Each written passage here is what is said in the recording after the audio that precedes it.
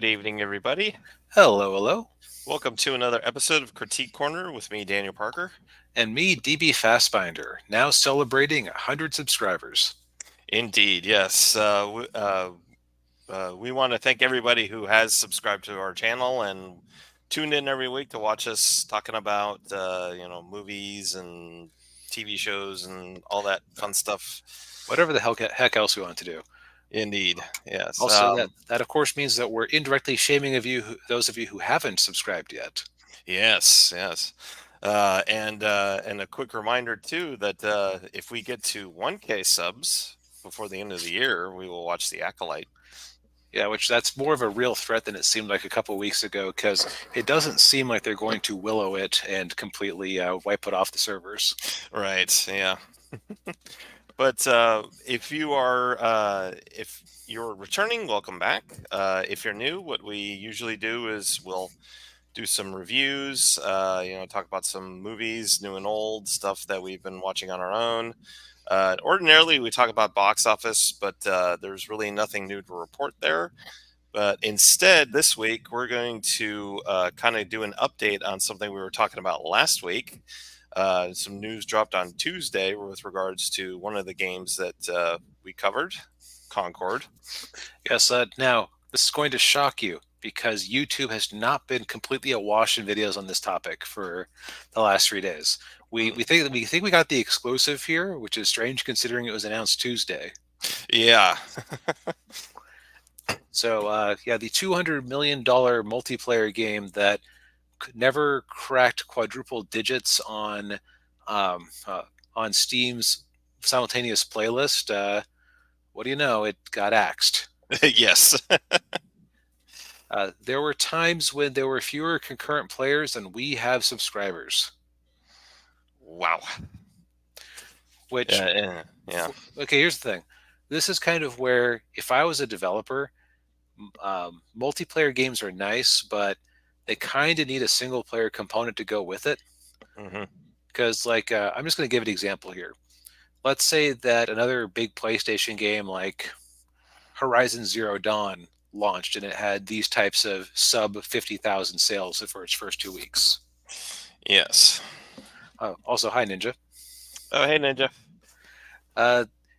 Because it's a single player game, while that would still be crushing, there wouldn't really be the reason to yank it because there would be things you could do to try to get people in on it.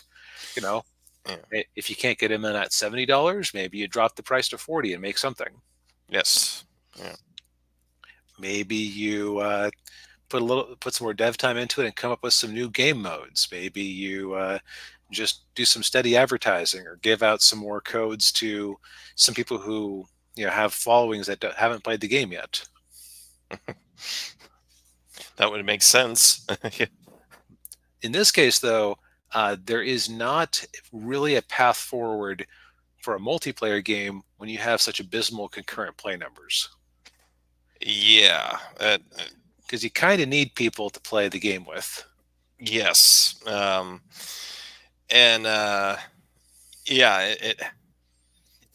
This just seemed doomed to fail from the beginning. Yeah. I've heard analysis elsewhere that Luke, I'm going to cite Luke Stevens here. He has this conspiracy theory that the previous head of PlayStation was invited to leave because he kind of sank all their resources into the scramble to make 10 live service games, and several of them have already been canceled before they were shown. Ooh. There was apparently a Last of Us Online game that was being made that was canceled, and part of the reason for that was the realization that, okay, Naughty Dog can either make this or they can make us some standalone Last of Us games or something new. Yeah. It seems like everybody really underestimates the amount of effort it takes to make a live service game. Yeah, I would imagine you would have to have a very large server capacity. You'd have to have a lot of people overseeing it 24/7. I saw one estimate that for a game like Fortnite or Overwatch, a player skin can cost between 20,000 and 100,000 to make. Wow. I suspect a lot of that is paying for the man hours to put it together. Yeah. But yeah, and that kind of tells you just how big of a base you need to get a proper game like that going. Yeah. Yeah, man. It's yeah, it's almost as if doing a online game only is not profitable. Like like it can be. It's just Yeah, it's yeah. very much a roll of the dice. Yeah. And the problem with the game like Concord is that you have everybody going, okay, so you could have given us a standalone Twisted Metal game, another round of Patapon, like another Lemmings game. Like Sony owns a lot of IPs that they are not currently developing Yeah. that Yeah. people would love little bite-sized game versions of. Yeah. But no. Nope. Oh, and D Rhino. Good to see you, man.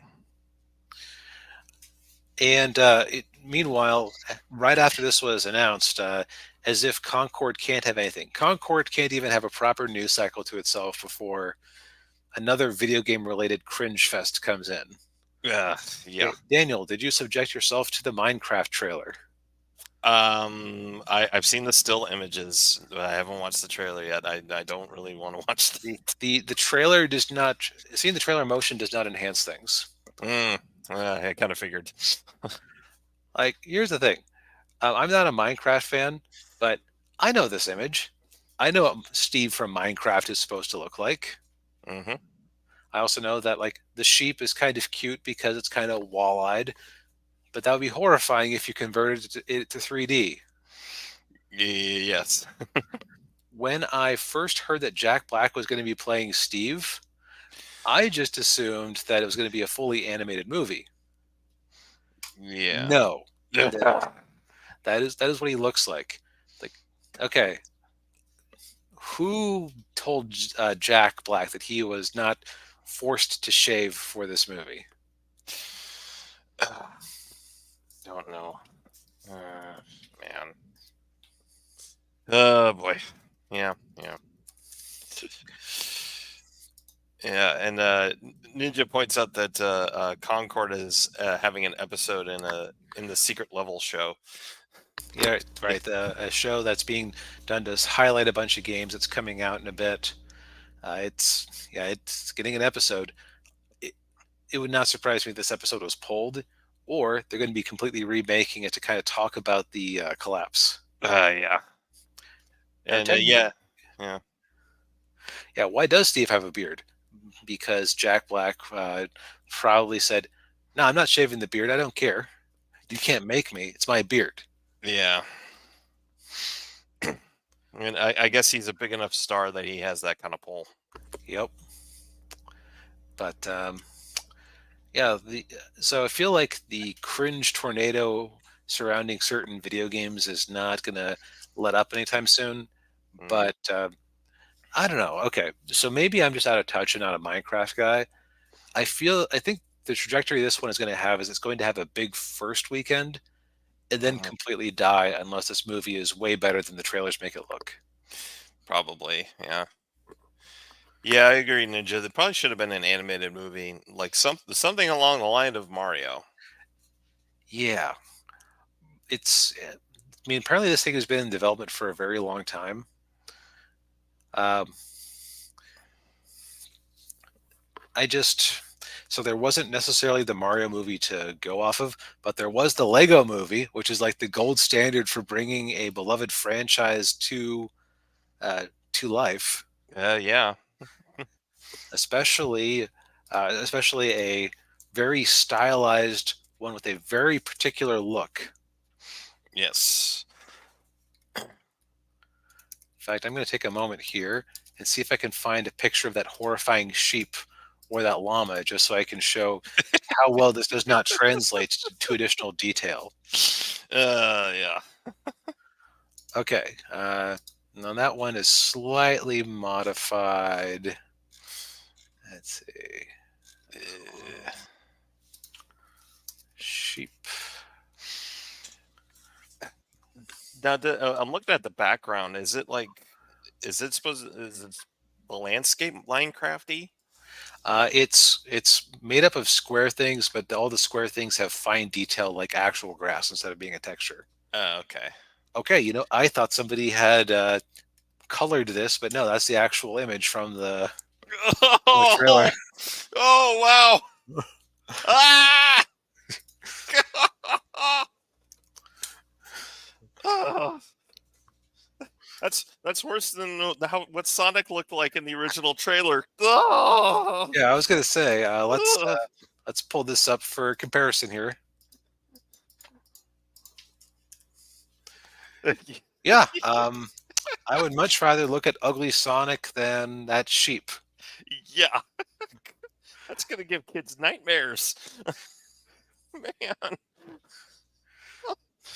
Oh, jeez. I'm tempted to just like sit with this image for the next 15 minutes or so, just to, even though I don't really have much more to say about this topic, just to traumatize Daniel. Yes. Yeah. Ooh, I'm gonna have nightmares tonight. I don't know, like the sheep is square and its eyes are. It looks like it's like in the middle of a horror transformation, like it's about to like split down the middle, and some sort of xenomorph type thing is going to hop out. Yeah. Yeah. Oh. Oh. All right, let's move on. Yeah. Yes. But I think that we're still like going to be cycling through some unwanted media for a bit because a lot of stuff was greenlit and then the pandemic slowed it down. So we're just getting a huge injection of nonsense. Yes. Yes. And hopefully after all of that nonsense, we'll get some quality stuff coming out. Yeah. What I think is interesting is that it's kind of like with movies last year and earlier this year, where, late 2022, late 2022, Black Adam comes out. It's like, haha, you didn't make $100 million in your opening weekend. You're a huge bomb. And then so many movies that have come out in 2023 and 2024 Yeah. would love to make the kind of box office that Black Adam made. Yeah. Looking at you, Indiana Jones. Yeah. Yeah. Well, it's here. I think which one of them came out better? Actually forget. Um, Uh, Black Adam. Black Adam, I think, did like 50 or 60 million its opening weekend. That's 67 million opening. Okay. I think 390 net. Indiana Jones. Indiana Jones did like 50 something, I think, its opening weekend. That sounds right. Yeah. Yeah.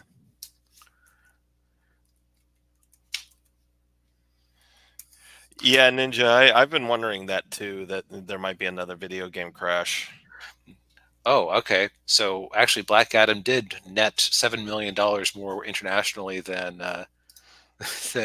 Black Adam did. So your offhand reference checks out. Well, yeah. Here's the thing: I think the video game crash has been going on for a while. The difference is that video games are a unique media where I think that honestly they could stop making new games for 6 months and most gamers would not notice. I think you're right. Yeah.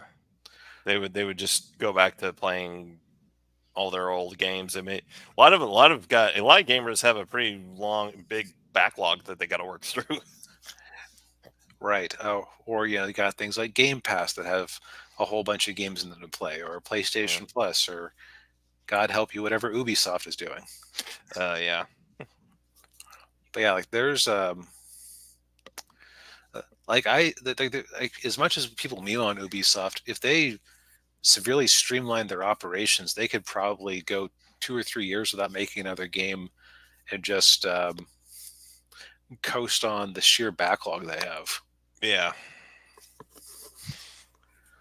But yeah, the video game crash has already begun. It's just that the difference between this and the gaming crash of the 80s. Well, a couple differences. one, that was more of just a US only phenomenon. Hmm. That Yeah. was specifically caused by overproduction of a lot of games. Mhm. Like Japan and Europe didn't really have one because they had their own native markets. Yeah. So, but like, video game market is now international.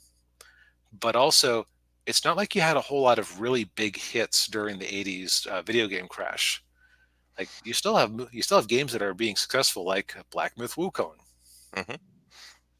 Yeah. Stellar uh, Blade. Yeah. Stellar Blade, and Baldur's Gate. It's like people want single player experiences, and the game companies that have been saying for a decade, "Oh, we can't be profitable with a single player game anymore," are just full of it. Yeah.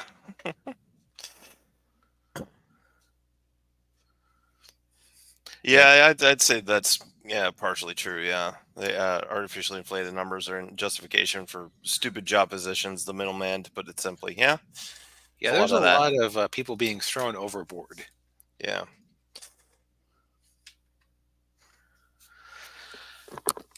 Yeah.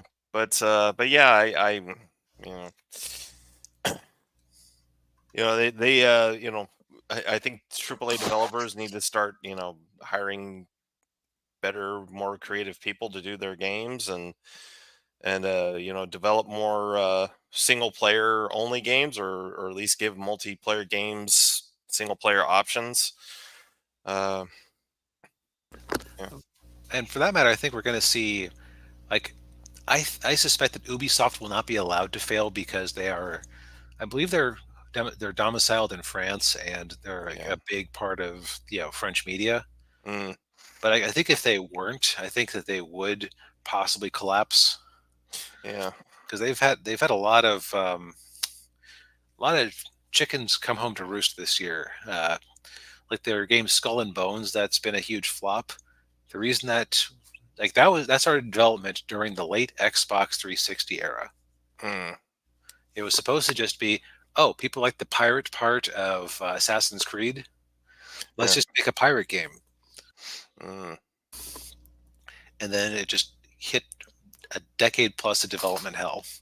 And I think mm. the suspicion is that the main reason that game finally came out is because they couldn't not have the game come out because of some tax breaks they got from the government of Singapore.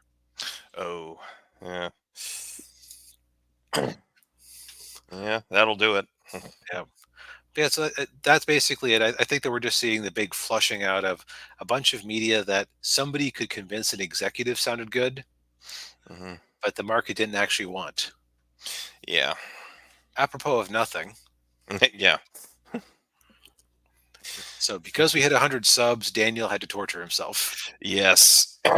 Yeah, so I watched Madam Web. Of course, DB saw this in theaters when it came out. He braved the Opening night. opening nights. Yes.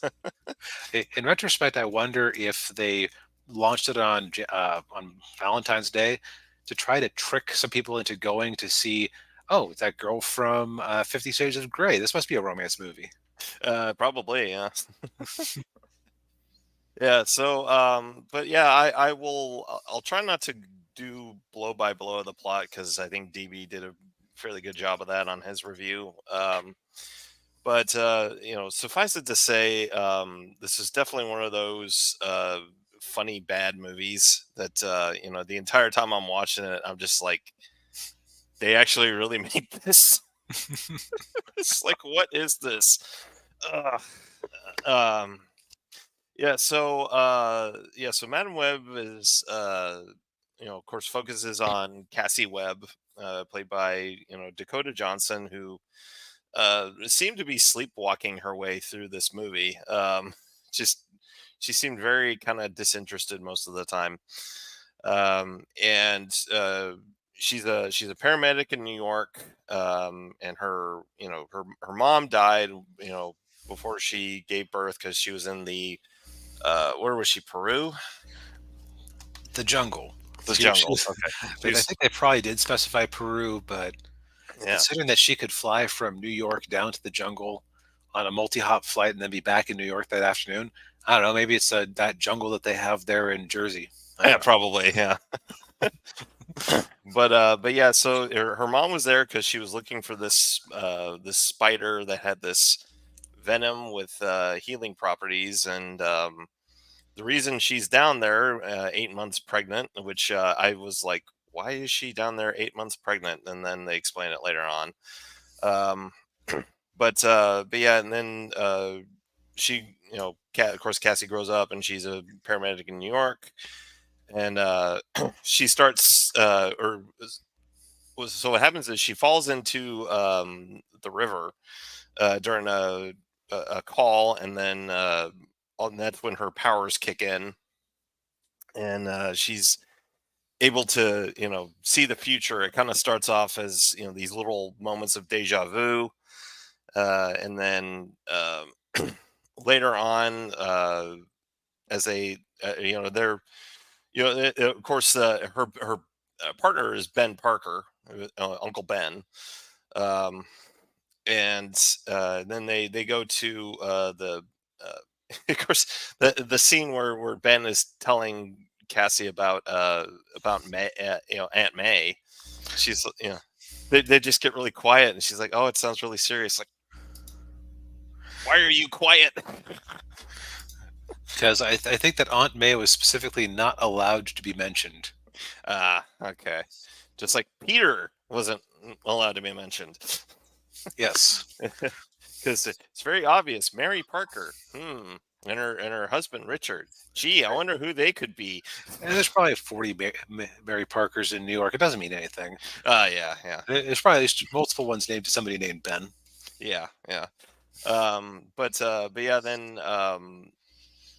her powers start getting developing more and more, and then she's at the train station, and that's when she sees the bad guy, badly dubbed Ezekiel. Ezekiel Um, in name only. yeah, who I've seen better dubbing in a Hong Kong movie. Uh, but The YouTube channel Nando has a really interesting take on like what he suspects the original plot of the film was based on things we heard in advance and like where there's clear overdubbing.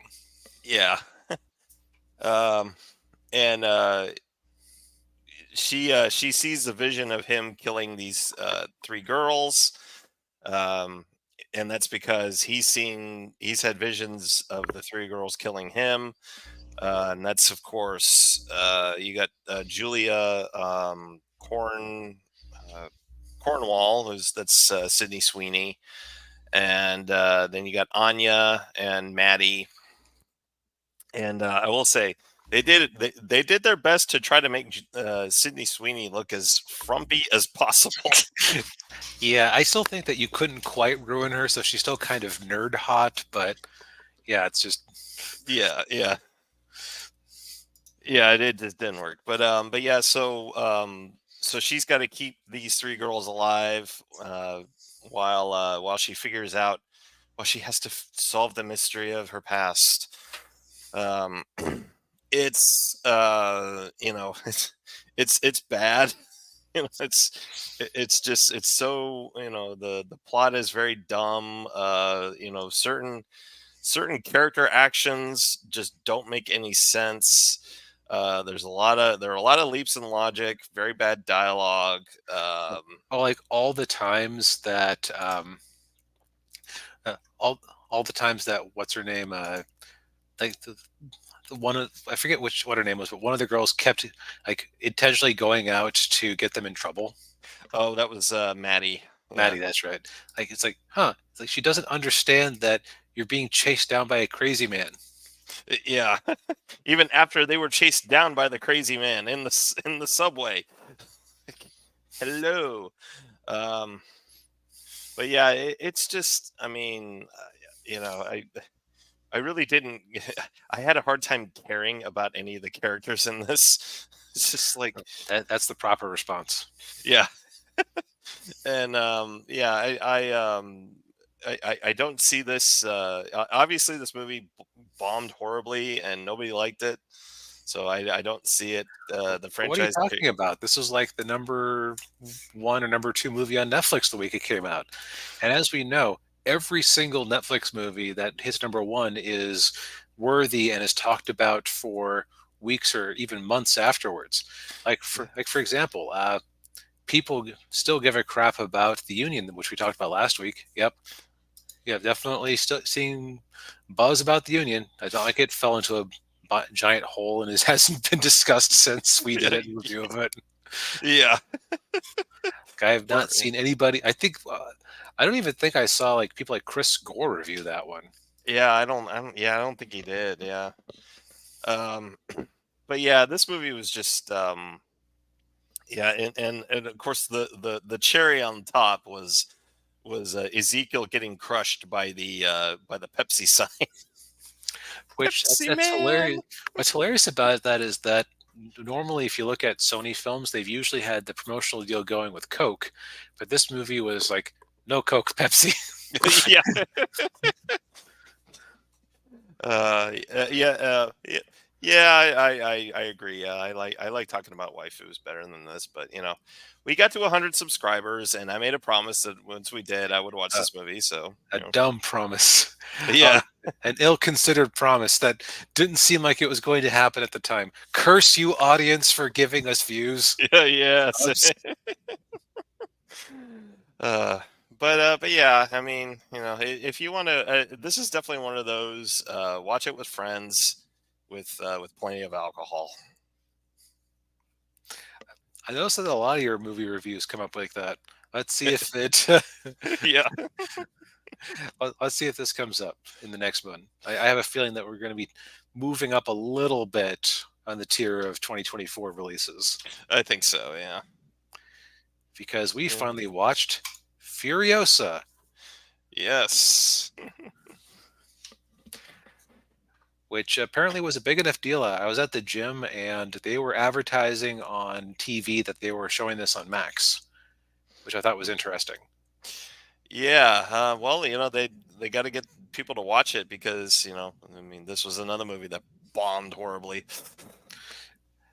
Yeah, and it also caused a lot of debate and argumentation online. Yeah.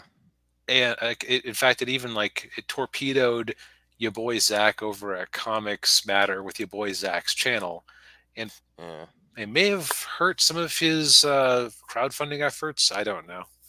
I haven't been paying Yeah. much attention to him since he kind of got onto the this movie, and the reaction to this movie kind of resulted in sustained weeks on end of really annoying community posts and videos Hmm. where I just said, okay, enough. The topic has been exhausted. Yeah. But yeah. Like this really wasn't worth all the brouhaha. I didn't think so either. Now I will say it's not a great movie. It's all right. Um, Yeah, a perfectly all right movie, not worth people getting up in arms about one way or the other, which is actually kind of damning. yeah, yeah, it Because, is. say what you will about Madam Web, it's notably awful. Yeah, yeah, This is Furiosa is a movie where I think I am going to remember a couple bits of Chris Hemsworth performance, and then a couple of images that were a little bit on the gross side that will just stick with me for a bit, and then it will be like I never watched it. yes, yeah. Um, yeah. Mm. Well, I guess we'll your boy Zach, and never heard of Oh, him. He used to be he called is Diversity in Comics was his old YouTube channel called before. He did Jawbreakers. he kind of made the current paradigm of comic book crowdfunding. Yeah, yeah. He's also he did the Expendables comic book, and yeah. Yep. Made some good work. Has provided some good commentary over the years. Just kind of got into a safe rut, and him being angry at people for some honestly disingenuous takes about this movie. Like he was not wrong. It's just I didn't need to hear about it for 2 months on end. Yeah, yeah. It He was wasn't a just this movie. It's more just like him taking shots at a lot of people. yeah, yeah. And Ninja's biggest says his biggest issue is it's a prequel to Fury Road. Yeah, and it is. Like it actually leads into that movie. You could almost watch this movie first and then Fury Road. I would say that Fury Road would probably be better if you had seen this one first than the other way around. Yeah, I think so too. In But in fact, I think that because this movie has been out for long enough, and because it is the prequel, so you know that she's not getting back to the Green Place. right, yeah, So I think that we are. And you also know that she's not going to die. right, yeah. So I think that we are fully within our rights to spoil away, and we're not going to. Uh, yeah, we're going to spoil away. You had your warning.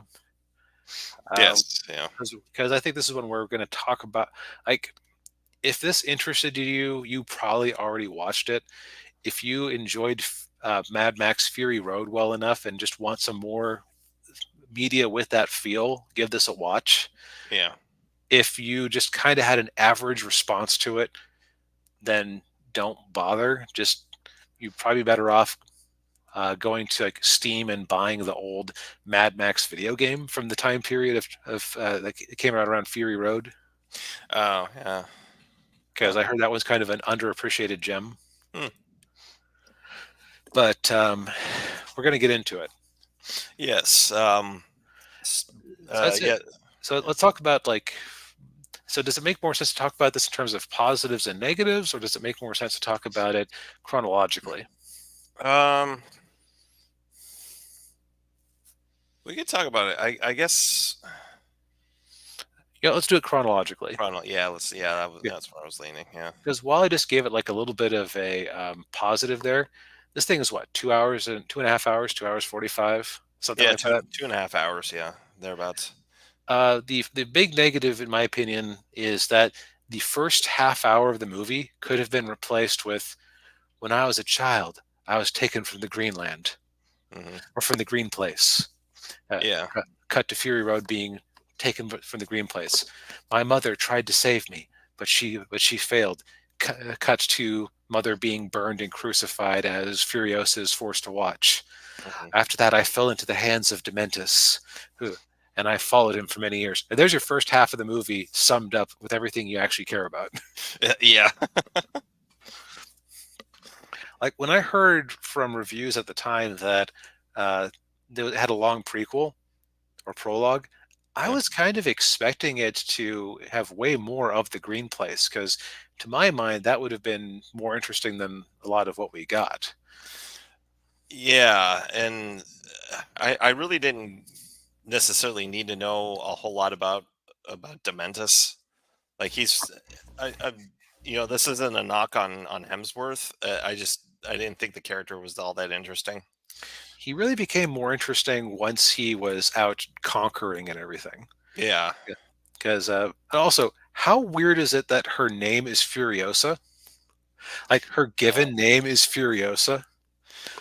yeah, I would have thought that somebody had given her that name from like either like like Dementus gave her that name or you know or Maybe she Morton got the Joe nickname or for being the one who ran the Fury Road.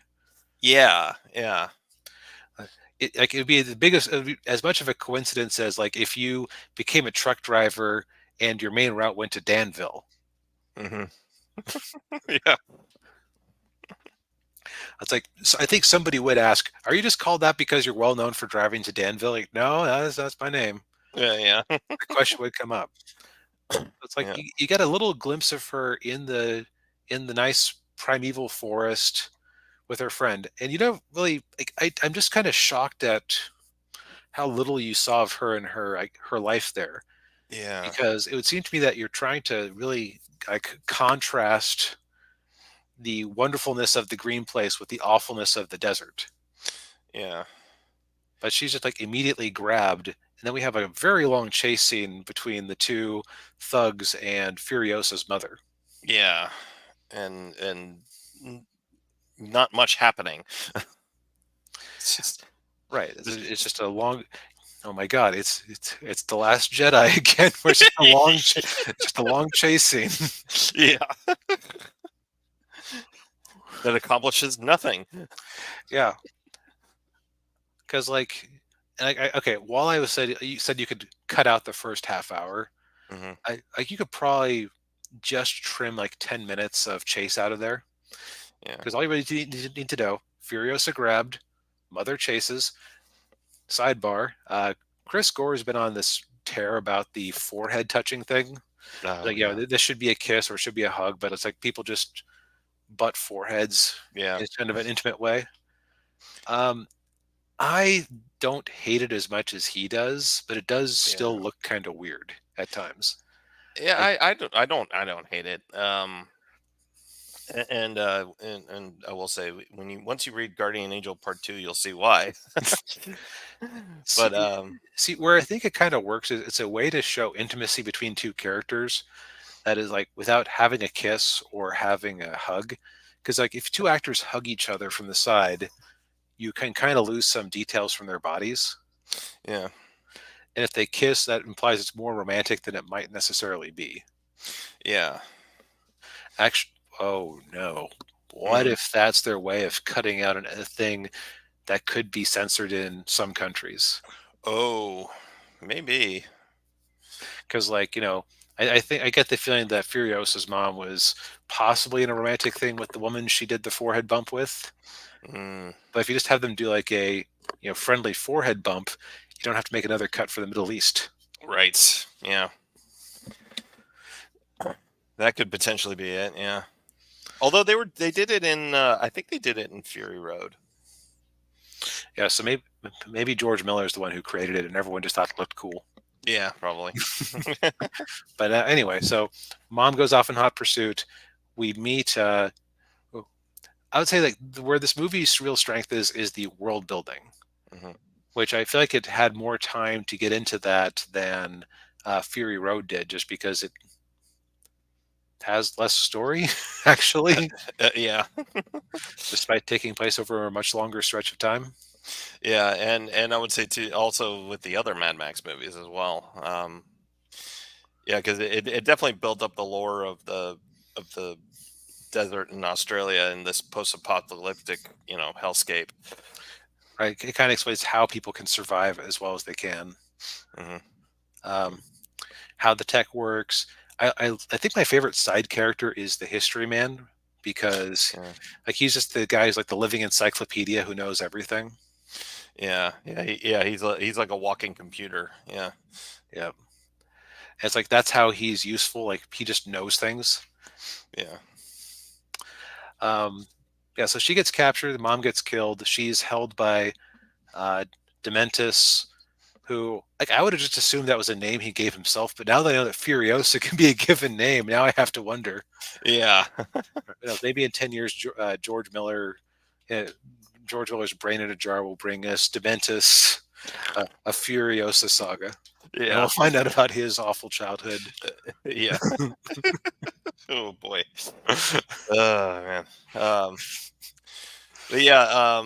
So Dementis is trying to find the green place, and of course Furiosa won't tell him. But then they come across one of Immortan Joe's painted white dudes, What they call war boys. war boys, yeah, and Actually, and it was kind of amusing. Like, he had like an arrow sticking out of his skull, and he's like, "Am I in Valhalla?" yeah, yeah, and then so then he tells him about Morton Joe's Citadel, and then that's when Dementis goes out there because he wants to take it over, and then that's when open conflict begins, and then Dementis goes to Gastown, which yeah, so they're like three different s- towns in this like empire, if you will. Yeah, the Citadel with Morton Joe, and that's where they grow like all the food, and they have the fresh water, and then there's Gastown, and that's where they get all the gas. And then Bullet Town is where The Bullet Farm is what they call it. Bullet Farm, yeah, Bullet Farm is where all the munitions are. Yep. So these are the three symbiotic elements of Immortan Joe's empire.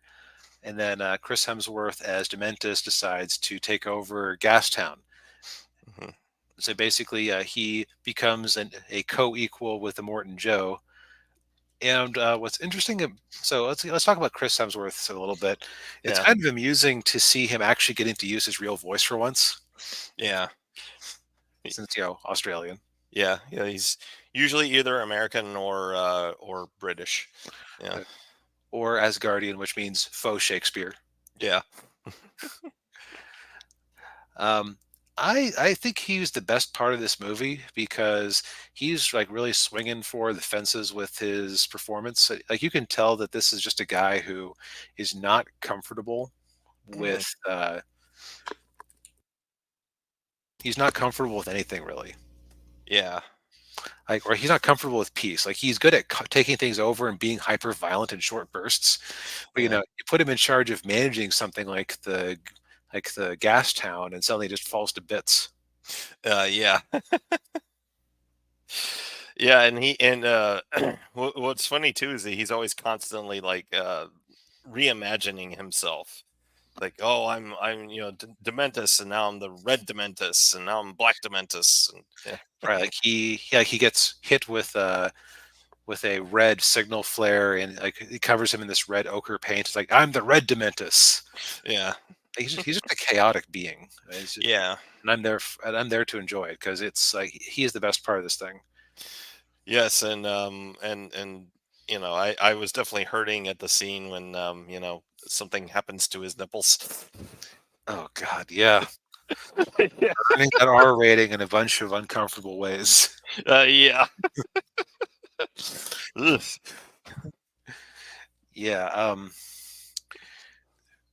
Meanwhile, Furiosa herself is just kind of quiet and brooding. Mhm. Um, what's interesting about her is, so first off, I mentioned I had watched this movie, and my dad said, "Oh yeah, Anya Taylor Joy was in that one, right?" And his first thought was, "She has really big eyes." What's funny is that she does. Like it's even more noticeable like in the movie than on this poster. It Yeah, yeah, she gets the black paint on her forehead, and yeah, and it really does really make just her. pop. Yeah, Yeah, yeah, just makes them look. It makes them look even bigger. Um, Not body shaming anybody, just saying she has big expressive eyes, and then they yes. don't really call on her to express it all. No, she has a very flat, you know, um, expression throughout most of the movie. Yeah, like when a major character dies, that's when she finally starts to care about things, and that's when things get more interesting, in my opinion. Yeah, yeah, yeah, and how she ends up with Immortan Joe is that Immortan Joe wants Furiosa because he wants her to be part of his perfect women harem. Basically, in this world, most children are born with some sort of birth defect, like pretty awful ones, as we see. Yeah, So he's trying to find people who he can breed for healthy children, like a healthy son instead of the two complete dumbasses he's left with Yeah, as his grown children. yeah, and that was part of Fury Road. Yeah, that was her Furiosa's whole motivation in that movie to get those girls out. Um, and but then she manages to get away from all that, and then she pretends to be a boy. Right, while working for Morton Joe. Uh, so after that time skip, is that when it became Anya Taylor Joy because they had like some sort of child actor, and she was always under so much stuff that Yeah, like I couldn't quite tell when she became Anya Taylor Joy. it was somewhere around in there. I think what they did was they took her. I think probably took like the this upper part of her face and CGI'd it onto a child actor.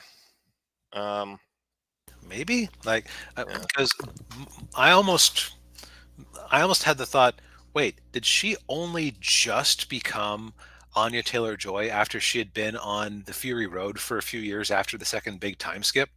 No, no, that can't be right. That there's only an hour of the movie left. They wouldn't use a child actor for the character for their title main character for more than half the movie. Yeah. I thought I can't place exactly where the swap happened. Yeah, it's kind of hard to tell where it happens. Yeah. Yeah, then she becomes part of the Fury Road crew, which is led by this guy named Praetorian Jack, who Multiple reviews basically said, "Oh yeah, this is your apology for not having Mad Max in the movie because he's basically Mad Max." yeah, that's what I thought too. I kept referring in my head. I kept referring to him as not Mad Max. Yeah, and of course, we're going spoiler here, so Mhm. you've been long since warned. He ends up dying because of Dementis, and she goes off to get her final revenge after losing her arm and getting a cyborg replacement. Yes, yeah, One of the cool little details is that she was basically tattooing a star map that would point her to the green place. And of yeah, course, which arm gets destroyed? yeah. The one, yeah. um, yeah, and then so yeah, the final climax is basically her, becoming fully becoming Furiosa, where she gets her, yeah, like she gets her cybernetic arm, she shaves her head, and then uh chases down Dementis, and they have a little back and forth, and she finally tells him, who she really is, and yeah, And then the movie basically ends where Fury Road begins with her absconding with some of the wives. yes, and if I'm not mistaken, doesn't Mad Max show up like very briefly? I didn't see him. I could I I could have just blinked and missed him, but uh, it, yeah, it was kind of a blink and you'll miss it kind of thing, because I could have sworn I saw there's like a quick shot of a guy standing on a hillside with a muscle car, and he's wearing a leather jacket and mm, everything. I went, wait a minute, is that Mad Max? probably. Yeah, I did hear that he appeared briefly. I just never noticed him. yeah, it's like 1 or 2 seconds. Yeah. Yeah. So again, like, was this movie worth a bigger budget than the original Mad Max Fury Road? No. Mm, Now here's the thing. I'm in a strange position here where like I can't deny the artistry and sheer effort that went into this. Like, yeah, there's more CGI in this than the previous movie, but that's because they were trying to do things that you could not do practically. yeah, But like just this would make like George Miller needs to give his world building notes to a tabletop RPG company and just make a kick-ass Mad Max Wasteland of the Three Cities or whatever source yeah, book, yeah, because that would just be an amazing setting to have adventures in. yeah. And if he ever does do another movie, I hope, kind of hope that yeah, that he does a Mad Max in that setting.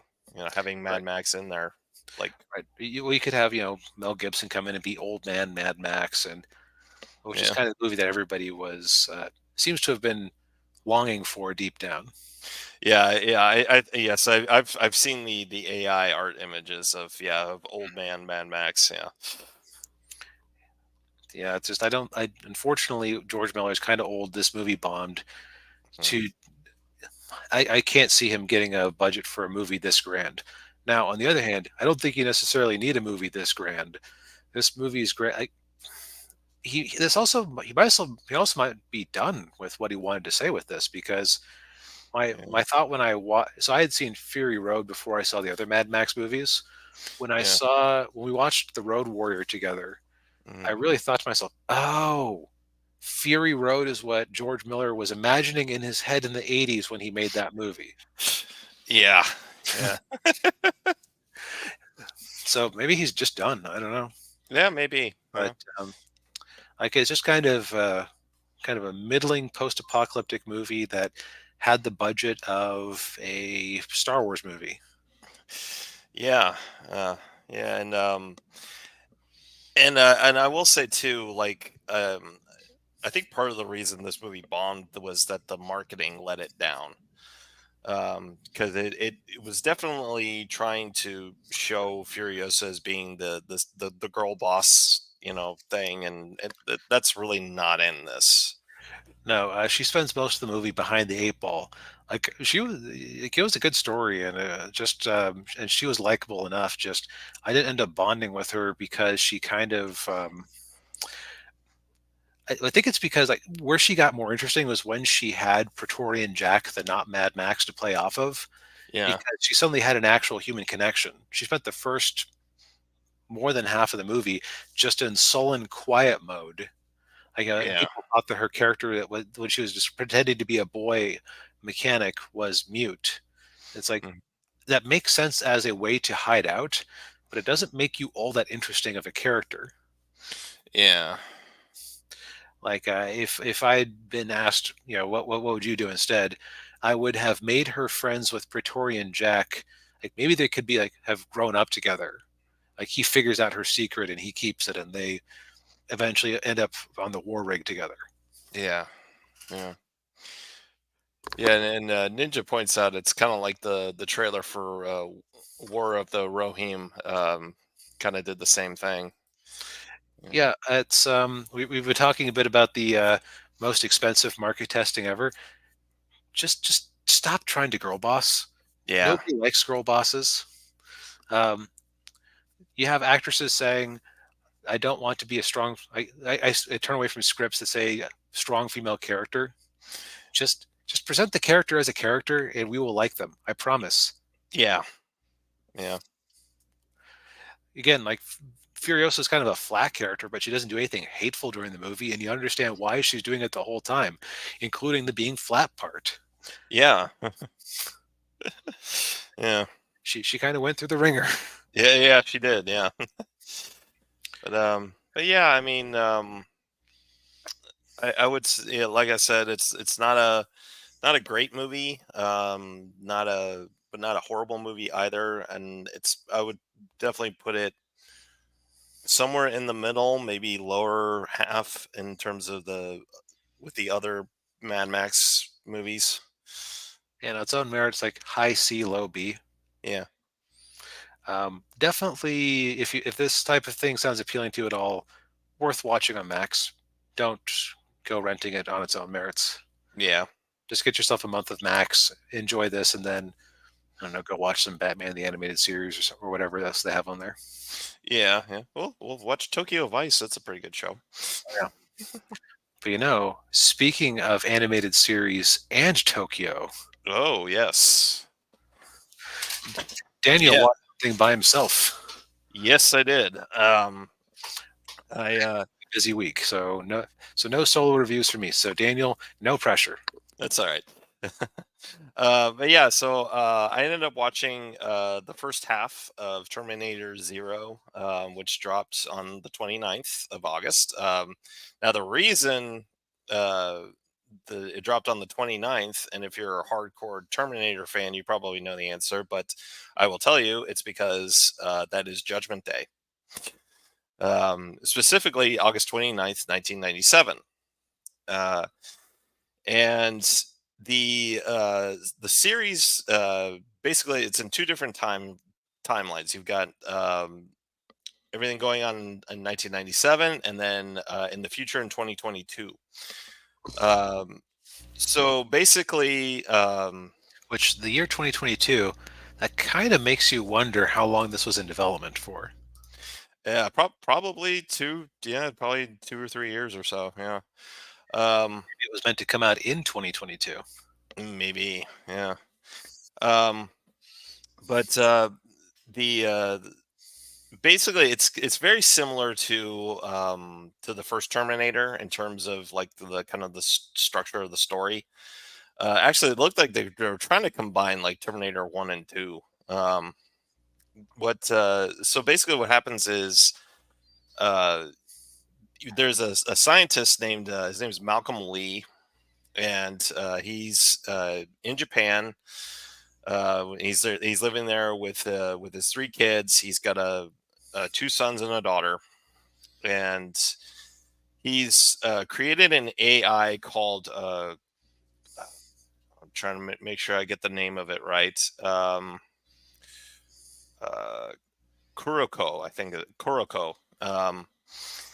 And the reason Malcolm Lee has done this is because he knows that August 29th, 1997, that it is Judgment Day, because he's been having these dreams about it. And he knows that Skynet is about to come online and, end the world. Um, so he created Kokoro to try to prevent that from happening. So he's most of the time he's in this like antechamber talking to Kokoro, the AI, trying to convince her to save humanity.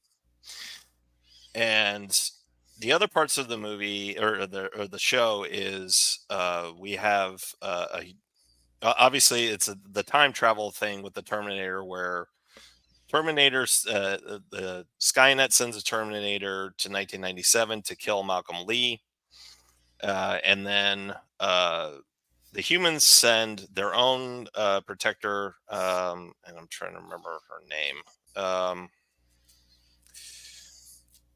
Is it? It wasn't. God, what was her name? I can't remember. Let's see Um, here. To IMDb. yeah, that's where I am right now. Uh, Aiko. I think it was Aiko. Is it Heart? No. No, that's. I want to say that's the AI. Okay.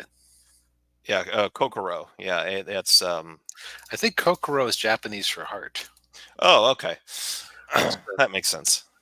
yep. Um, First to the heart. Okay. yeah, So that was. Did you watch this dubbed or subbed, by the way? I watched it dubbed. Yeah. Okay. Um, So that must have been Rosario Dawson's character then. yeah, that I recognized her voice. Yeah. Um, but yeah, Aiko is, I think that's her name, Aiko. She's sent back in time to protect Malcolm Lee, and but she knows about. It sounds like it's a little confusing. It sounds like she knows about Kokoro, and that whatever it is that Malcolm Lee's trying to do, it's not going to work. Um, and it's yeah, it's a little convoluted, and part of me wants to go and watch the second half of it just so I can maybe get some resolution of what's going on. But yeah, and then the other part of it is, of course, with his kids, where the kids go off, and then they also have a nanny, because and I think that's Misaki is their nanny. And you find out something about her that doesn't make any sense, given the level of technology in 1997. But it's kind of weird. It's in like an alternate timeline where there are like robots everywhere. Like it's a common thing for robots to be, you know like store clerks, and robot toys and things like that. And of Okay. course it is set in Japan, so that might be part of it too. That might just be 2007. Yeah. Yeah, yeah. um but yeah, and then so basically the rest of it is just like uh it's sort of like the first movie, where it's you know the Terminator chasing after the kids, and then trying to basically trying to get to the kids to get to Malcolm Lee. And it's because he's in this antechamber talking to Kokoro. And of course the building he's in is like completely EM shielded, so like Mhm. no electronics are allowed to enter out. And if the Terminator goes in there, he'll just get deactivated. um but yeah, and sorry, I'm kind of all over the place with this review. It's a Oh, so I'm going to guess that's not being told chronologically. it is, but it's like it's kind of like all you have all these different plot lines going, and it's kind of it's hard to kind of keep track of like who knows what, and why are they doing this, and what the real motivations are. Right. Yeah. So, and that's why part of me wants to go and watch the second half, so maybe I can get some answers. But I will say it's kind of follows the typical problem with a lot of streaming shows where it's a very slow burn. That might be part of the problem. Um, Gotcha. Now, does it have you inspired to watch the second half outside of scratching that itch? Like, is it enjoyable enough as you're watching it? yeah, I mean it's the animation's really good. I mean it's done by IG Productions. They're the same studio that did the Ghost in the Shell standalone complex series. And I think they've done other. I'm trying to think of other shows they've done, but yeah, I like the animation, and it does have a, you know, it feels like a Terminator story. Um, and So it's not a lot like the last couple of Terminator movies we got. no, it's not like that. No, especially Genesis. God, that movie was. Ugh. But yeah, I mean, it's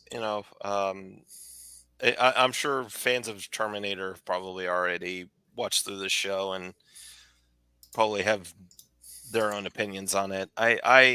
You know, I mean, it's You sound like you had an okay time, but not an amazing time. yeah, I would say so. Yeah, I think part of my problem too is that the kids are very annoying, Okay. especially the oldest son. Like he's a real prick. Mm. Um, so it's kind of hard for me to root for them. Um, Yeah. and you Which one know, of them does Timmy Oliphant play? Like, is he the scientist or is he the Terminator? he's the Terminator. Okay, Yeah, he'd be good at that. he is. Yeah, yeah. The Terminator is actually really cool. He can shapeshift. He's not like the T1. He kind of like the T1000 where he could change his form, but he can. It's not like liquid metal where it's like he can manipulate his skin to change his like face and his hair and So it's more like disguising than total command over his body. right. Yeah, and there's a scene in there where like he gets some of his arm ripped off. And he puts like a little mini crossbow on his arm, and he shoots nails out of him. Okay, so it sounds like they had the same sort of madcap inventiveness that the originals did. Yeah, it did. Yeah, it did. Yeah, yeah. I actually watched a little interview with the showrunner, and he did say that the first movie was his favorite in the franchise. So Okay. yeah, and Uh, it definitely has shades of the first Terminator. Yeah, That's an interesting opinion because you usually see it the other way. yeah, yeah. It's usually the second one that's everybody's favorite. It's my favorite. If I'm being honest. Well, cool. I'm glad that they didn't disgrace the franchise. Yeah, it's definitely yeah, it definitely feels yeah, like I said, feels like a Terminator story. But I mean, you know, opinions may vary. I think. Yep. Well, I'm glad you had some enjoyment with that. I have no transition to our final review of the night. The classic movie, question mark, New Yeah, Jack City. yeah, So this was my idea. We were last week looking for a classic movie to dredge up, and this was on Paramount Plus. And there is a current news story that's been going around about a mayor from a town in Illinois named Tiffany Henyard, aka the Super Mayor. Um, if you want to find out about the long and twisted history of her mayorship, uh, you can look up the YouTube channel Nate the Lawyer, who has a lot of videos talking about it. But one of the signs that there might have been some issues with this particular person when she became mayor was, yeah, Ninja knows what I'm talking about. yeah. She showed up dressed as Wesley Snipes' character from this movie while playing the Rihanna song, blaring, "Now where's my money? Money, pay me what you owe." And it's like, huh. So I Uh, was kind of curious about this movie just to see what inspired her, because I didn't know that. I didn't know anything about this movie. As far as I knew, Wesley Snipes was like an undercover cop or something. Like, yeah, no, he is not. He is an awful person, and it'd be like if Joe Biden walked out on stage. Like my favorite, like my moral advisor, or I was inspired to get into politics by that Palpatine fella. Like the cut of his jib. Like Oh, it's on the same level of like, what is wrong with you? yeah. Ooh. Oh man. Oh jeez. But this movie is interesting because it has a very particular tone to it. Hmm. It's like there's not a shred of irony in the entire runtime. No, there is not. Yeah. There's humor, there's some over the top scenes, but you get the feeling that like the movie takes itself seriously, which is actually kind of appropriate. Yeah. Yeah. Yeah. So basically, the plot of the movie,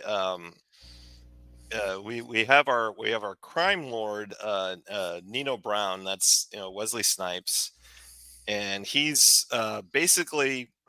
As it's told in this movie, now this isn't true. That's not how it happened, but he's kind of in the ground at the ground floor of the crack cocaine epidemic in New York back in the mid to late '80s. Which, if you know anything about the history with New York, with or even LA with crack cocaine, it was bad. Yeah, because what happened is suddenly you took a designer drug, like a high class drug, and you managed to water it down to the level where anybody could afford it. Hmm. Yeah, and as anyone would, as you might expect, it's highly addictive. Yeah. Yeah, So let's see. Was there any other? Oh yeah. By the way, this, like Daniel was mentioning, it's interesting that this movie felt the need to say that this was a fictional story at the end of it yeah, yeah, because it did actually seem pretty plausible the whole way along. And like Daniel said, it was playing on real life incidents. yeah. Yeah, and so what happens is Nino takes over this housing project. What was it You called? know, The Carlton? No, the Carter. Carter. That's it. Yeah, yeah. He takes over the Carter apartments, and that's when the people get really that's people get really mad, and then of course he Nino Brown is kind of portraying himself as this kind of like Robin Hood type figure where oh yeah, yeah, he's selling crack cocaine, but he's feeding the homeless, and he's Right. giving money to people, and Right. It's interesting. Like he's not giving the community anything. He's taking from the community, but he's giving out trinkets to make people like him. yeah, he's a bit like a warlord. um Yeah. In fact, basically is a warlord. it- Yeah. it- That's a good. yeah, That's yeah, a good. I hadn't thought of it that way, but you're right. yeah, yeah. um Yeah, and then we get the basically the main cop in the movie, Scotty. Yeah, Scotty Appleton, who's played by Ice T. Um, and we actually meet him at the beginning of the movie when he busts Chris Rock uh, for selling drugs and trying to steal his money. Yeah, I was not expecting Chris Rock to be in this movie because he doesn't really appear, even though he's like a very major character. Shockingly, Yeah, he doesn't really appear on any of the covers, and like on IMDb, they don't list him as a primary actor at the top of the page. But I would argue that he's probably the number four guy in this movie yeah, um, because he has a whole character arc. Because like Daniel said, Ice T busts him early on, even shooting him in the leg. yeah, He shows up again as a basehead as they're trying to get their sting going on Nino Brown. yeah, And then you have like a very protracted scene of Ice T helping him through rehab and giving up the junk. yeah. And yeah, and then so we got him, and then we also got a couple other cops. One of them is where is it? Yeah, Nick Peretti, who's played by Judd Nelson. For those of you who are wondering, Judd Nelson was he was a Brat Pack guy. He was in Breakfast Club. Oh, okay. St. Elmo's Fire. He was also the voice of Hot Rod in the Transformers movie. Hmm. I'm gonna say, like, for somebody who seems to be a main character, he really doesn't make much of an impact. No, he's mainly there just to get under Ice-T's skin Yeah, because to give Ice-T someone to talk to. yeah, yeah, because they don't like each other very much, and yeah, there are several scenes where they almost come to blows. Yeah, Um, and and there's like a couple. I think part of the reason they didn't feel, or they felt like they had to specify, no, the Walnito Brown story is not real. It's very close to what's happening on the streets of America. Da, da, da, da, da. mhm, It's because it almost does feel like it's just a slightly amped up documentary. yeah, Like I bet you that was not intended to be there originally, but they had enough test screenings where the audience went, "Wow, yeah, I don't usually like documentaries, but that was great." Like, wait, hold up, what? Stop. yeah, yeah. Oh, is this based on a true story? And like, no, no, it's not how it happened. Like it felt just about. It had the same sort of almost ring of truth to it that, like, say, a biography would. Mhm. Of course, there's a few things that are like giveaways, but they always make up stuff for those movies anyway. So, Oh yeah, yeah. but let's see. So, Well, and another cop, that's it's his name's Stone, and he's kind of like the ringleader of it, and he's played by Mario Van Peebles, who's the director of the movie. yeah, and I think so. Directing wise, like I said, not a hint of irony in this movie. At least I thought the movie took itself seriously, even for some relatively silly scenes. Yeah, Um, I think it also had a good directing style to it. Like, it was just very blunt and on the nose, and it's just yeah. okay. So a while or recently, I watched a video from someone who was about 20 years younger than us, who was talking about the experience of after growing up in a bunch of Marvel movies and other things.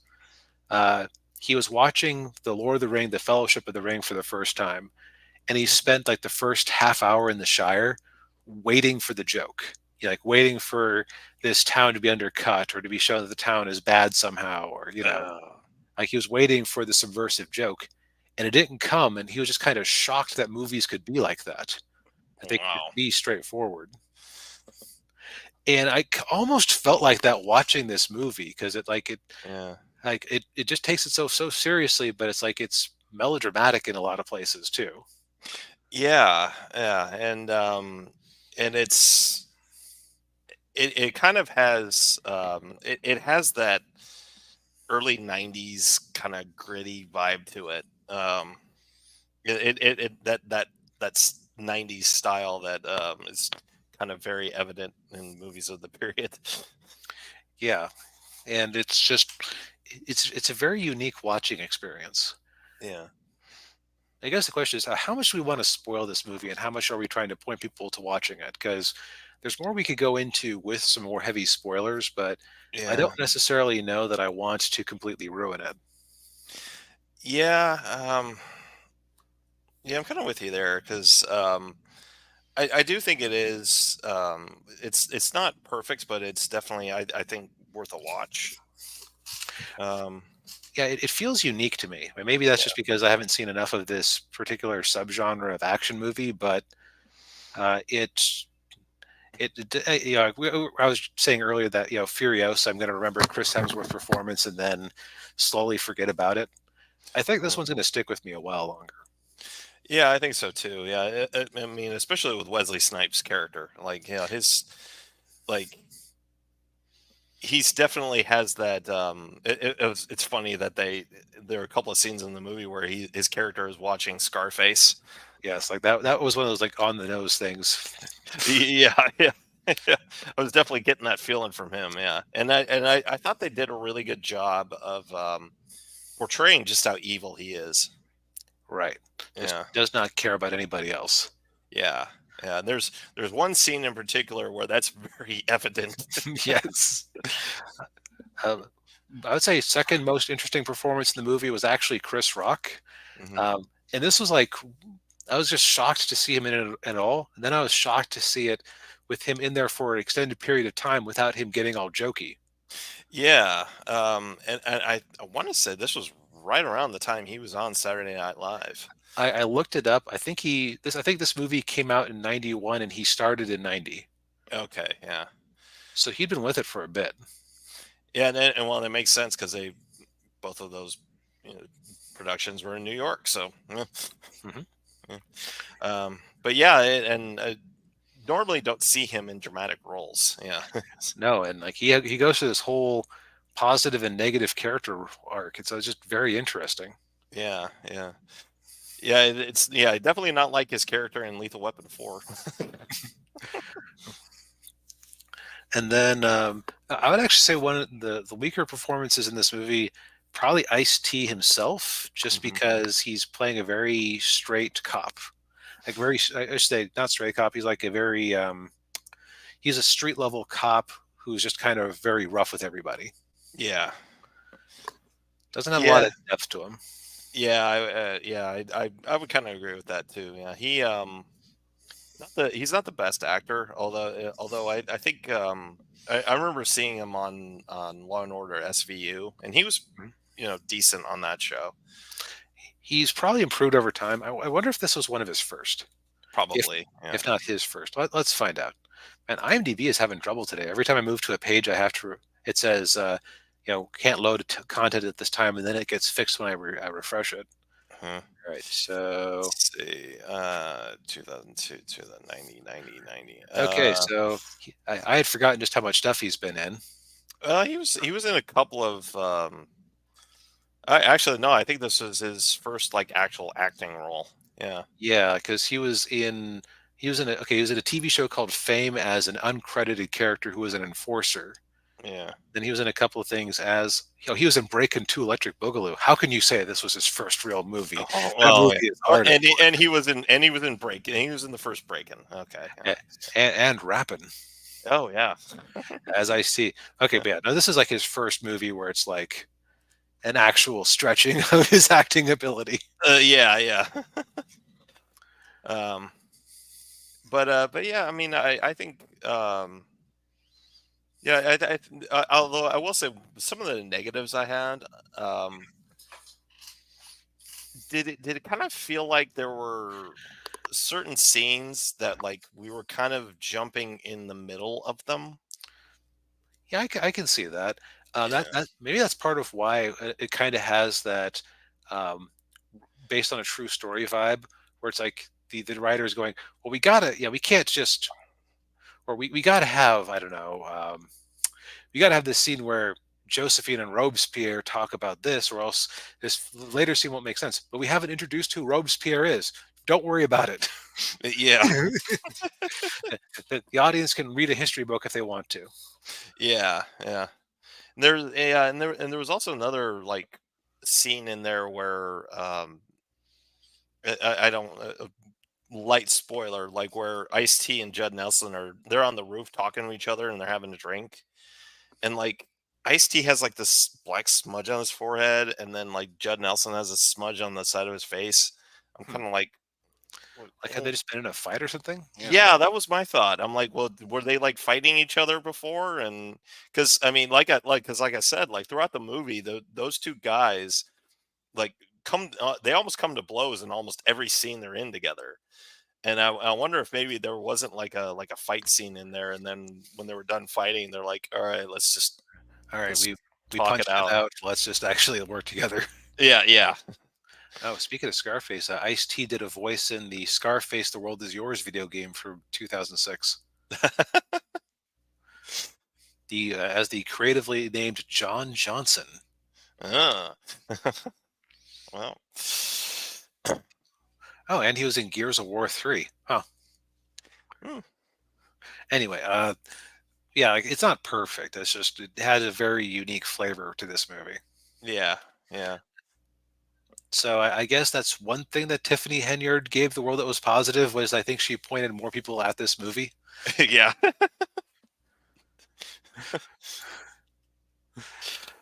Yeah.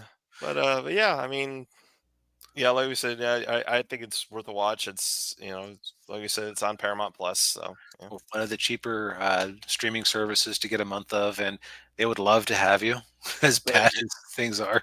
Yes, because I don't, yeah, don't know how much longer that streaming service is going to be around for. I don't know how much longer Paramount is going to be around for at this rate. Oh, that's true. Yeah. Well, okay. Well, I think we've exhausted all of our Indeed. topics for the night. Well, thank you everybody for tuning in. We appreciate it as always. Hit the like button and subscribe to the channel if you haven't already. Remember, we'll Get us watch the get us yeah, to 2 months or two. Excuse me, get us to 200. yes, yeah, get us to 200, and if we get to 1,000 before the end of the year, we'll watch the Acolyte. Indeed. Uh, but yeah, and we'll see you next week, Yep. everybody. Night, everyone.